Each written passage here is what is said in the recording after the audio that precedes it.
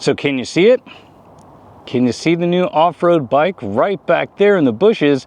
This is PuckiPuppy's brand new Labrador Pro full suspension bike. I've been riding this around for several hours, so we are going to go over features and specs, go over a few of the pros and cons to see if this is a good option for you. So stick around for a few minutes and see what you think.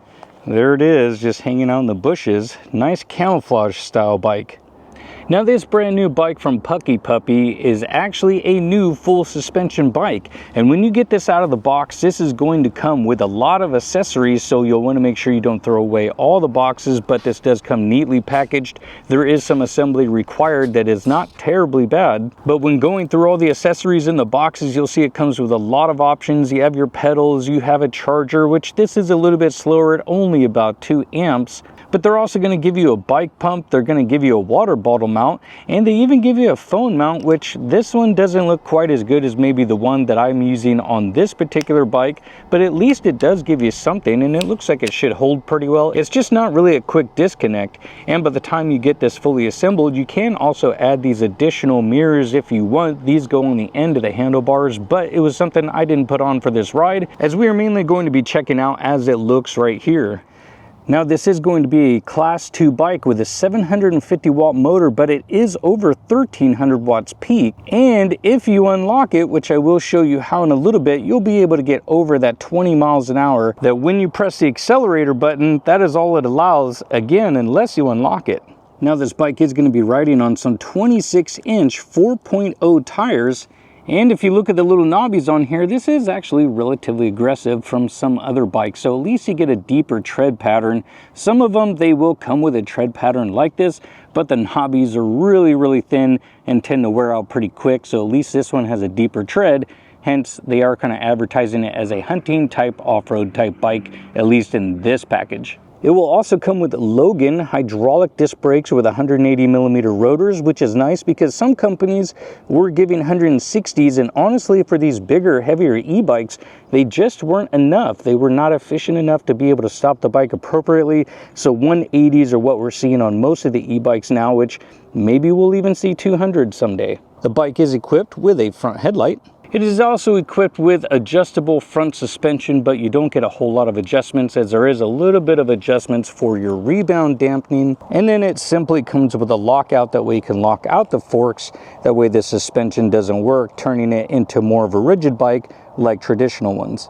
As we take a look at the handlebars, you got these nice grips with this nice little pad here so your palm can rest on it, which actually for the longer rides, this is kind of nice. You do have your thumb throttle on the left, which honestly, I am still a fan of it being on the right side, mainly due to the fact that everything that you ride, at least in the United States, if you have your M1 license, or if you've ever ridden a jet ski, a dirt bike, or a quad, the throttle is always on your right. So that is one thing I still can't really get over, is the fact that, I mean, I know you have to be able to adjust and shift your gears, but I still prefer either a twist grip or some kind of a throttle mechanism on the right side, and I don't mind shifting on the left.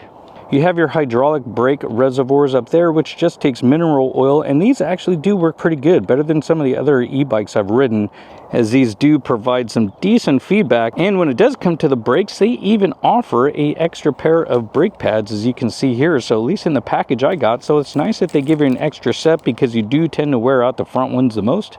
Now, as far as your control center, this is a 5-button, and this actually is a little bit newer than some of the other styles I've seen. And then this gives you controls over the screen here that you see. This is actually pretty standard for PuckiPuppy. I've seen this one before, and this then will take you through all of your settings as far as pedal assist. You can also go through modes. You can also turn on your turn signals left and right, which if you look back here, you get a left turn signal and a right turn signal, and of course the brake light function.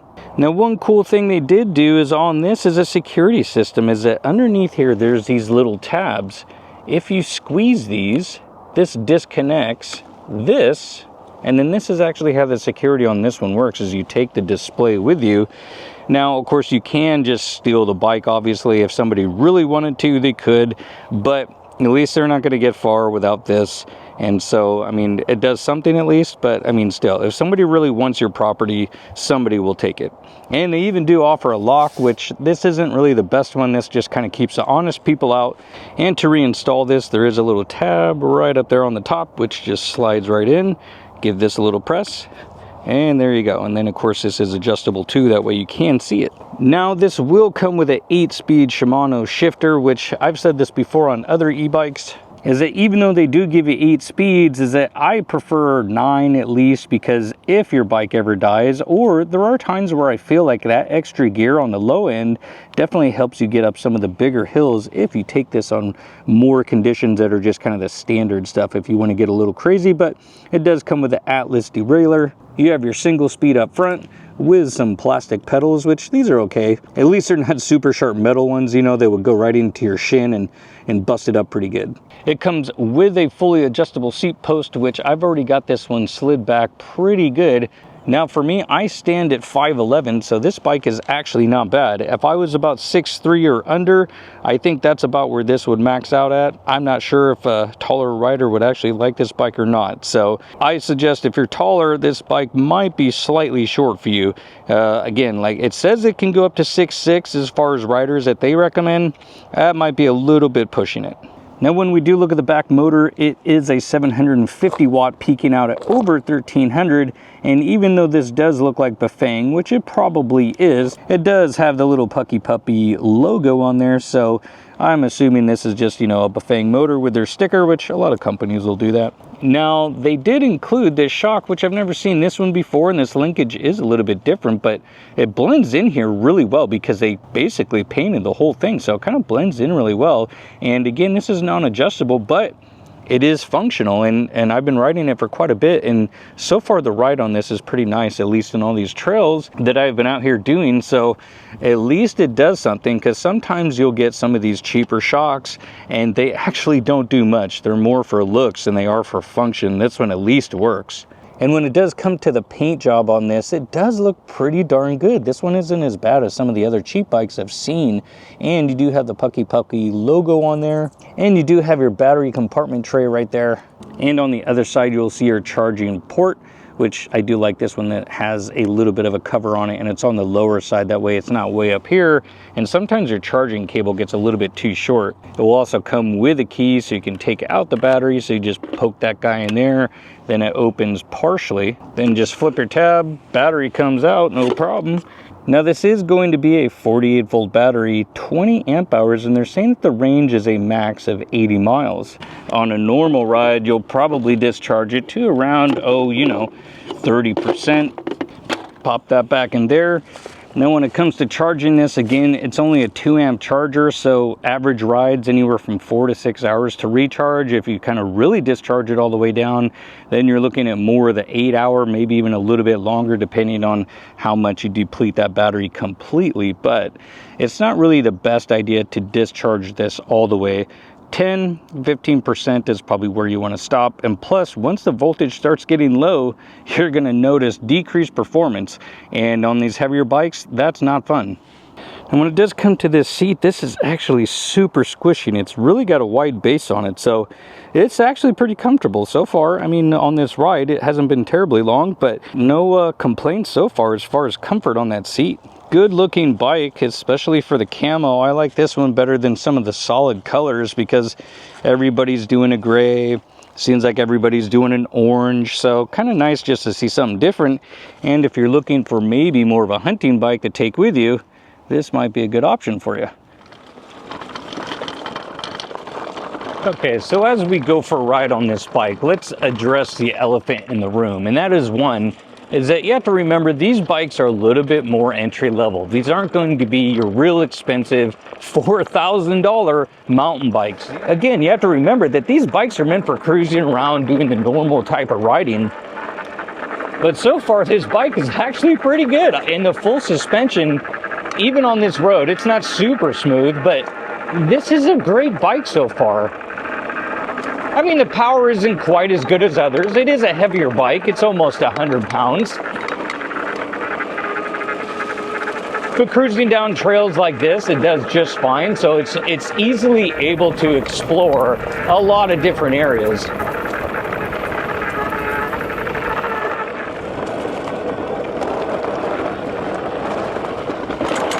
Whoa! Back over here to the water crossing. Not hard at all, trying to stay somewhat dry as we kind of maneuver this way through the mud. Easily handling that little washout part. We come up here. Let's just kind of go this way. Now, one thing too is that with this bike is that it is a little bit heavier again, so that means it needs more energy to provide more torque to get up hills such as this. Now, I'm just using the throttle only, no pedaling, and you can kind of see the grade up here. So this means that you need a decent amount of torque out of your motor, and most of them, they don't have that good of torque to get up this hill at all. And just like this one here, it's going to need just a pinch of help. So we're going to start pedaling a little bit, as we can see here. And there we go. Now again, you can get bikes that will go all the way up that hill just using throttle only, but you're spending at least double the price if that's the type of thing that you want, versus if you just pedal a little bit, well, you go right up.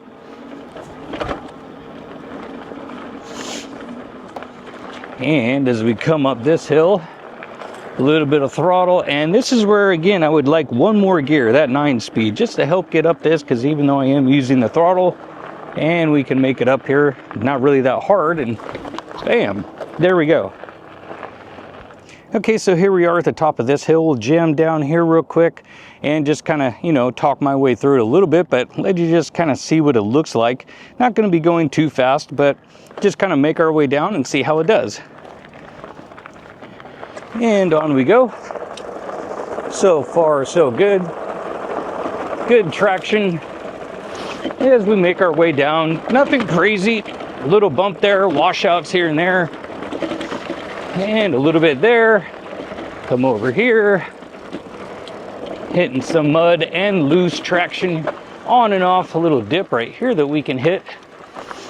Come down this way. And we'll come over this way. This little kind of a drop-in chicane type of turn up here. Kind of cool. Come around this way.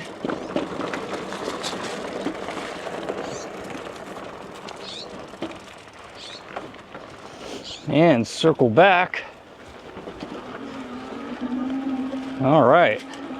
So far, I mean, again, this bike does pretty well, especially for the price. And I will admit the full suspension works much better than some of the other bikes I've done, which again, the suspension seems like it's just something that's for looks versus function. Come through this little guy. We'll turn around and hit that again. All right, here we go. Let's just kind of hop over that. Continue the ride, see if we can break anything like this suspension. It's just a little gap. And no problem. Up and over, get a little slap on the suspension, but that's pretty standard. But overall, here's some little sticks. We can go over these guys. No problem. Kind of in and through these bushes.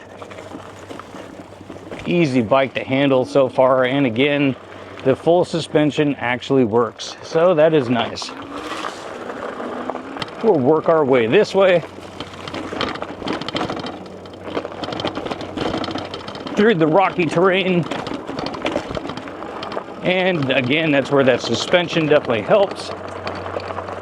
Okay, so let's go over some pros and cons on this bike so we can get that out of the way and then give you a couple closing thoughts, and then hopefully this video helped you out. So pro number one, this is actually a comfy bike. I had a good time riding this is because the seat, for one, is definitely super squishy, and that is something that matters if you're going to be riding this for several hours. Plus, the suspension on this works. I didn't really think it was going to be that good, but the suspension on the rear swing arm on this linkage, it does a good job at actually absorbing some bumps. Now, the normal riding you're going to do, sucking up all the normal bumps, it's definitely going to be okay for that. The front suspension isn't bad either. It's not the best. It's just something that's on there that definitely helps absorb a little bit more of an impact versus not having any suspension at all. Pro number two is the display is nice and easy to read. You can definitely see it really well. The color looks great. It's really simple to go through, and I'll show you how to unlock the bike here in just a second. Pro number 3 would be that the tires on this actually do a good job at handling most of the terrain I put it through. I didn't have any problems going over rocks, also the little tree branches and more. I didn't feel like this was going to wash out at all, and even cruising and normal speeds, just for, you know, if you're doing normal commuting, city riding or whatever, I didn't feel like this bike had a problem as far as tires go. And when it comes to braking, the brakes did just fine at 180 millimeters and hydraulic brakes, so that's good. Okay, before we get to cons, we are going to talk a little bit about power, and one of the things is that, again, some of these bikes are a little bit heavy. This one's just under 100 pounds. It's about 96, I guess. But by the time you add me and a little bit of gear, that ends up being about 200 pounds. This is where I wish the bike had a little bit more torque. Now, again, remember, this isn't a $4,000 bike, but most of the normal roads that you're going to go on, you won't have to pedal at all. I try to push this to extreme conditions. That way I can see how well it does. Now, if we do go to the actual cons, again, one of the things I would like to see is instead of an 8-speed cassette, I would like to see 9 speeds. That extra gear does actually help, but that is just my personal opinion. Con number 2 is that I wish the front suspension was a little bit more reactive as far as the bumps and the rebound. The rear suspension is actually not bad. The front, it works. It's just, it could be a little bit better. And then I think number 3 con would be, I think if you can't have a faster bike because everything's being held as class 2, is that if you can't have the speed, well, give me the torque. I would rather have a lot of torque to be able to get started quicker, go up hills faster and more. So if we can add more torque to the motor, that would be fine. It's 750 watts normal, and then over 1300 peak. It does a decent job, but again, if you don't have enough torque, you're not going to get up those hills very fast. So overall, it's a good bike, especially for the price. I can't really find any other complaints about it. And being that it does have a 20 amp hour battery, that should be about normal for most people for their average rides that they're going to do. So other than that, let me show you how to unlock this. Okay, first, make sure it is powered on. Now, once you see that the screen is powered on, you're going to come over here to your control center. And now to get to your normal type of functions to change just basic settings, press your left and your right arrow both at the same time. And then this will bring you in to where you can change your brightness, your startup mode, and a few other features by pressing your up and down arrow, actually your positive and negative arrow. And to back out, hit the left arrow, and now we go back to the normal screen. Now to get to the other screen to change speeds and more, in order to get to that speed settings menu, we're going to press the positive, press your right turn arrow, and then also the negative button. All three at the same time. And now you can see right here it says speed limit. So press the right arrow. And now what I did is I made it go all the way up to 62. But it doesn't actually go that fast. The fastest this bike is really going to go, if you lifted the wheel off the ground, is only going to do about 34. But on flat roads, you should see speeds of 28 to 30, maybe 31 miles an hour, depending on conditions and also your rider weight. So I set it at 63. Then you want to hit the power button real quick, and then that will set the speed. And so one more thing you want to do is, I found that when I first got the bike, it was set up very conservative. Oops, let me go back into the menu for you. So now what we want to do is go down all the way, and then intensity setting. I found this was set at 3, and that makes it to where when you press the throttle, it is not very responsive. I mean, it goes, but it's pretty conservative. If you want to feel the full torque of the bike and the full power, this made it much more enjoyable. So it only goes up to setting number 5, and then it starts over. So setting number 5 is where you want to set it at. And then again, this is all at your own risk and everything. And, you know, just so you know, because you can't hurt yourself if you're not experienced on these bikes, but you're going to press that power button again, and then you can back out and go back to your main menu. And then hopefully this video helped you out. You can check the links down in the description for discounts and all that good stuff. Hope you guys liked the video. Make sure to like and subscribe. Hope to see you in another one.